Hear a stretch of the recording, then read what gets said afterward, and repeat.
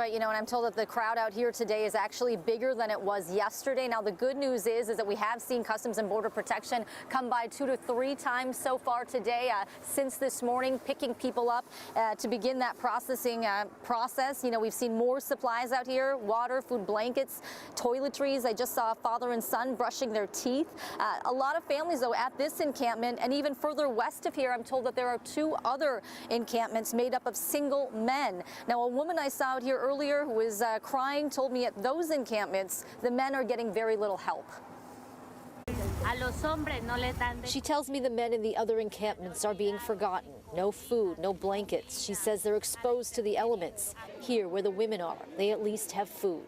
You can't be in the open air, in the cold and the heat, without that taxing the human body, without it having a significant impact on people's lives. And so we are seeing the deterioration of some people who have been here for a longer period of time. Pedro Rios of the American Friends Service Committee says the crowd out here today was larger compared to yesterday, when Title 42 was still in place. CBS 8 was there as groups of women and children were taken away by border agents. As their names were called, other migrants cheered. They were presumably taken to a detention center to begin the screening process. The first step, a credible fear interview.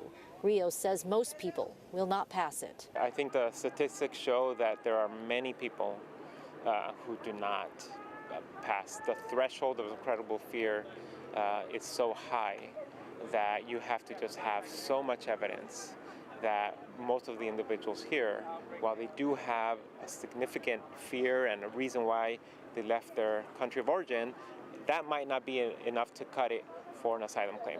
Migrants received supplies, including toilet paper. Many stood in line, waiting to charge their cell phones at makeshift charging stations.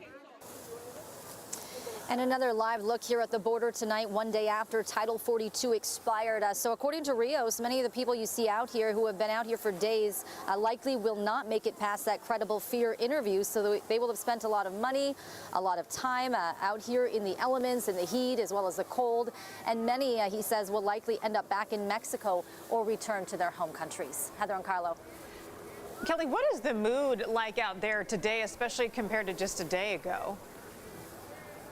Well, surprisingly, I would say that I actually talked to a few people and they told me things have gotten a little better. And I think it's because they see more supplies coming in. There's more food, there's more water, there's more blankets. They've had more people out there helping them charge their cell phones. And I also think just seeing the movement that's been happening out here, seeing the groups that have been taken away, has given them hope that, some people are at least starting to begin the process.